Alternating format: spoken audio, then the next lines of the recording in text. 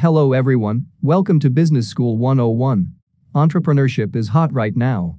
The term itself has become a buzzword made popular by business influencers who have succeeded at the highest level.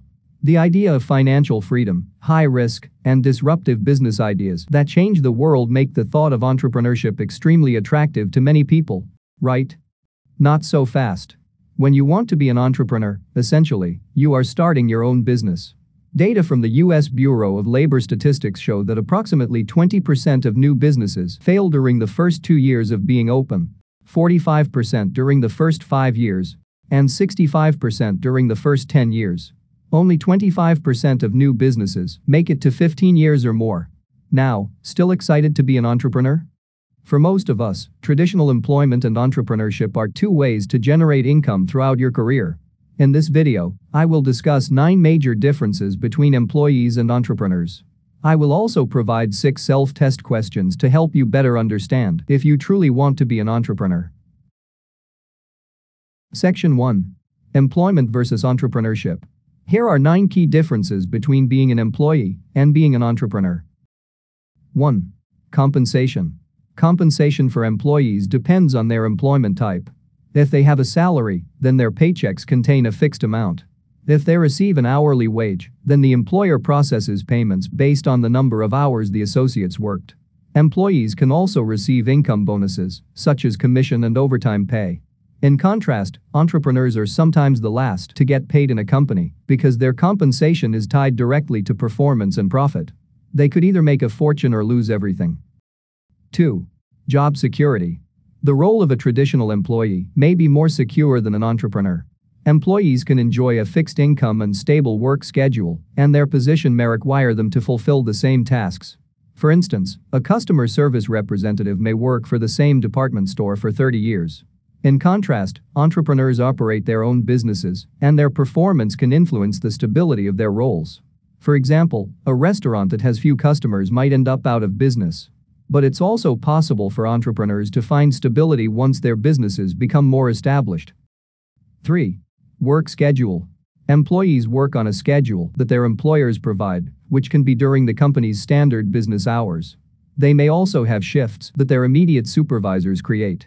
In contrast, entrepreneurs work for themselves. They often have the freedom to design their own work schedules. For example, they may prefer working during the evening to the morning. They can also choose to work only 3 days a week or work 10 days in a row. 4. Benefits. When employees receive a job offer, the company may agree to provide a health insurance plan, a retirement plan, and a signing bonus. Benefits can persuade a candidate to accept the offer. In contrast, entrepreneurs may not receive perks outside of their normal compensation. For example, a business owner may pay for private health insurance because they don't have a traditional employer. 5. Decision-making. The decision-making role of employees depends on their rank in the organizational hierarchy. A professional in an executive position may make more choices than an entry-level coworker. Employees may also need to consult with their colleagues and supervisors for their decision-making. In contrast, as business owners, entrepreneurs may make all the decisions solely by themselves.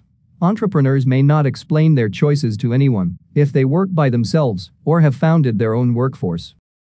6. Responsibility. Employees, especially those who work at the entry level, may only be responsible for the tasks that apply to their specific job titles. In contrast, entrepreneurs have much greater and broader responsibilities than employees. Along with managing employees and administering services to clients, they might also need to design the firm's future marketing and innovation strategy and meet with potential investors. 7. Work environment. Employees may work in an office building that the employer owns, and they may have a designated area to complete their assignments. Some associates may telecommute, but their employers may require disclosure about the location of their workspaces. In contrast, entrepreneurs can control where they work, which means they can opt to work in an office that they rent or own, or they can work from home. 8. Company policies. Employers often require employees to adhere to company policies, such as dress codes, ethical standards, and safety regulations. Employees may agree to follow the policies as a condition of their employment, and they can have access to the rules in a company handbook. In contrast, since entrepreneurs own their businesses, they may not have any regulations to obey. They can carry out their work tasks in ways they deem fit. 9. Competition. Traditional employees may work in competitive environments. For internal promotions, they may distinguish themselves from their coworkers who are pursuing the same positions. If a manager plans to select one person to spearhead a project, professionals may compete against their teammates to seize the opportunity. In contrast, the internal work atmosphere for entrepreneurs is not competitive because they may work by themselves. They may aim to exceed other independent contractors in their field, but they may not compete with anyone inside their business. Section 2. Self-test questions. Being an entrepreneur is not a decision to take lightly. Before you take the action, there are some important questions to ask yourself to understand if you truly want to be an entrepreneur. Question 1. Are you okay with failing? Entrepreneurship comes with failure after failure, sleepless nights, and lots of work that might not lead to the results you wanted. As an entrepreneur, you need to be comfortable with failure and constantly express and try new ideas, even if they don't work. Question 2. Are you comfortable with uncertainty? Entrepreneurship is the scariest and most exciting roller coaster you can ride, offering both incredible highs and terrifying lows. Knowing how to keep yourself equally inspired, motivated, and compassed will determine your true staying power. Question 3. What truly drives your passion? Entrepreneurship will stress you out as you've never been stressed out before. The only thing that can and will overpower that stress is your passion. Passion runs deeper than anything else because it's a part of you. If you have, your team, customers, and your investors will feel it, but on the contrary, they'll also feel its absence. Question 4. Do you play well with others? You might think entrepreneurship is a solo activity, but the truth is that having great relationships is crucial to long-term success. It's not only for the value that comes from referrals and the camaraderie of close relationships, but also for the support you will need. Question 5. Are you disciplined? As an entrepreneur, you are totally responsible for yourself.